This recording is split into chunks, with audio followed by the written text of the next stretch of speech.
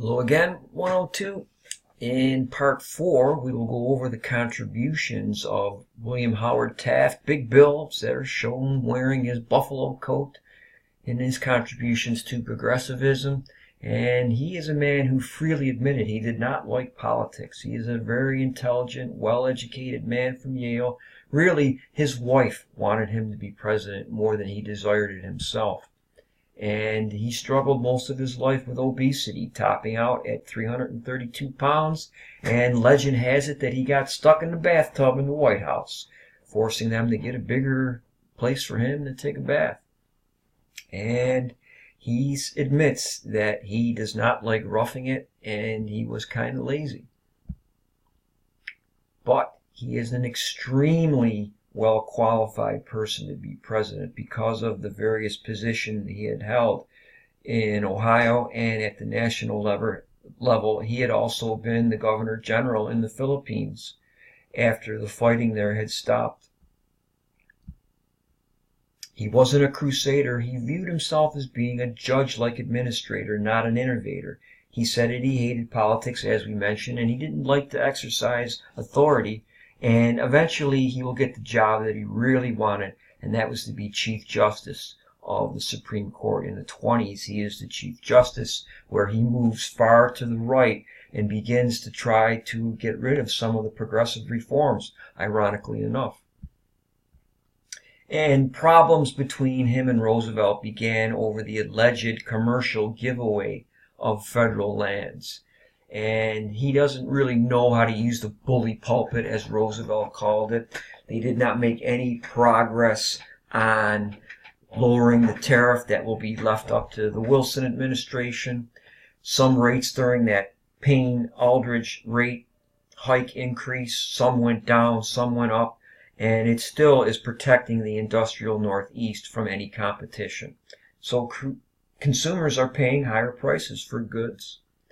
And his lack of real reform and the crusading spirit is going to anger the pro-Roosevelt wing of the Republican Party, who Taft dismissed as being assistant Democrats.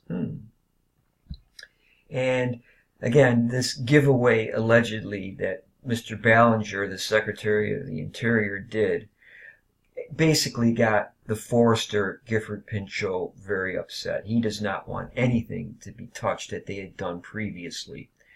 And he made his opposition known in public. And when he did this, Taft fired him. And because of that, this begins the rift in his friendship with Roosevelt. And because of that, it's going to cost him re-election to the White House. Roosevelt had left the White House assuming that his chosen successor would continue to pursue the progressive agenda. Instead, in his view, Roosevelt's view, by filling the cabinet with corporate lawyers and firing Gifford Pinchot, he'd failed to carry out my work unbroken. Taft means well, Roosevelt would say, but he means well feebly. He was utterly hopeless as a leader. But again, this rebuke was undeserved because in the record, they actually, in the long run, would put more acres of federal land under protection and conserve them, and they would actually file more antitrust suits than the Roosevelt administration did in 8 years. So that really wasn't an accurate description of the progressive policies of Taft. But anyways, Roosevelt now comes out with his new plan after reading much of Herbert Croly in The Promise of American Life, a very famous book of the time, heavily influenced Roosevelt. And Croly was the editor of the New Republic magazine. And based on those readings and other influences, Roosevelt's new plan is now called the New Nationalism, in order to save capitalism from the threat of a working class revolution, because those socialist thoughts are everywhere in America in the 1910s, ladies and gentlemen. You could read 10 Days That Shook the World. It was a banned book at the time that talks about the revolution in Russia in 1917. And there were people who were advocating violent overthrow of the bourgeoisie. And Roosevelt and other leaders do not want to see that sort of violence penetrate the American way of life. So we're going to have to regulate the arrogant corporations who have tried too often to control and corrupt politics. He comes out in favor again for a federal income tax and for laws regulating child labor. It was a sweeping agenda that would greatly expand the power of the federal government. And this is going to actually happen during the New Deal. What I have advocated, Roosevelt explained, is not wild radicalism. It is the highest and wisest kind of conservatism. In order to save a democratic society, they are going to have to make reforms that reflect the needs of modern society and to correct the problems that are causing too many people to live in poverty. He announces that he's going to run for president again. And he wants to become the Republican candidate again. He says that Taft is a hopeless fathead and flubdub who had sold the square deal down the river.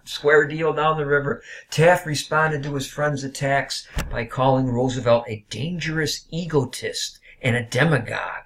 The two friends now began a bitter war in which Roosevelt had the better weapons, not the least of which was his love of a good fight. And Roosevelt thought he had the key.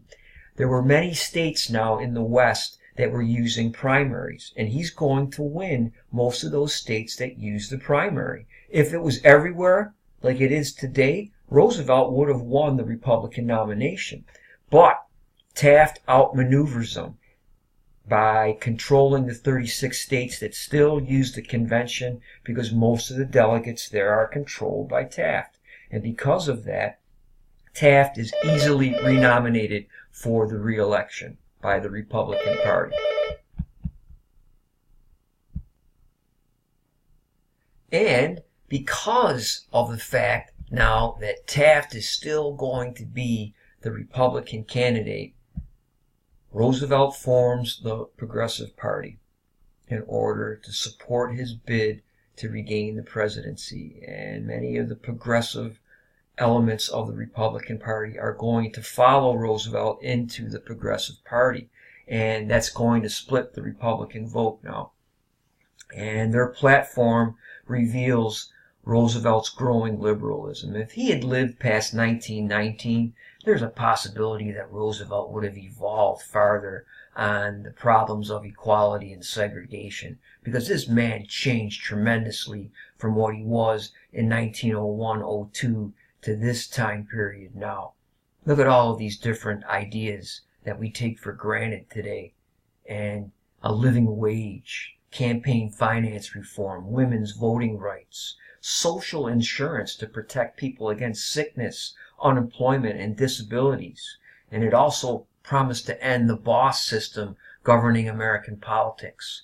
Most of all, however, he promised to dissolve the unholy alliance between corrupt businessmen and corrupt politics. Conservative critics now called Roosevelt a socialist, a revolutionist, and a virtual traitor to American institutions. And Roosevelt said, "We stand at Armageddon and we fight for the Lord," at the Progressive Party nominating convention. And this was really a crusade that he thinks that he's going on now. He thinks he's going to try to save America.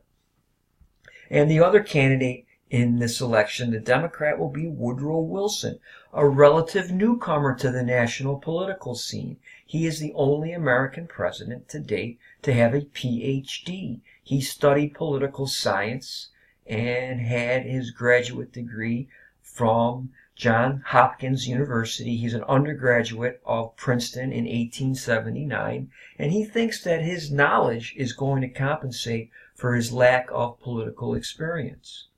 And he was a lifetime academic.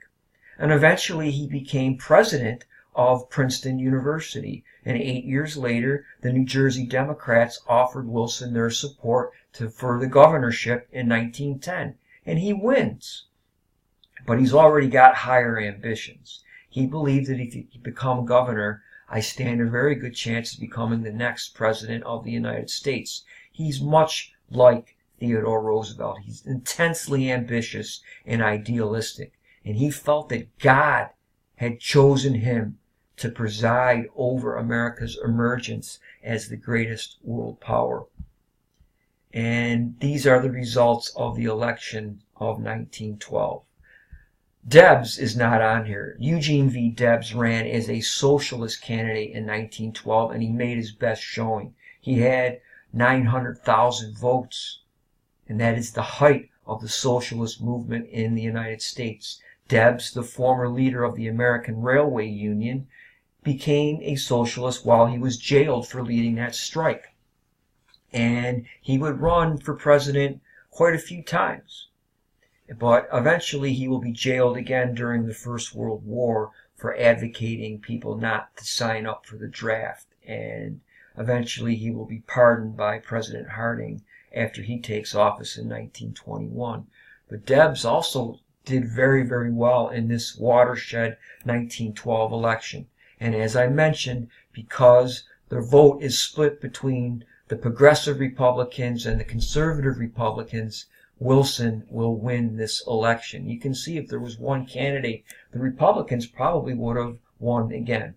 And this breaks up the Republican control of the country for 2 terms of Wilson. And that ends part 4 of the Progressive Era.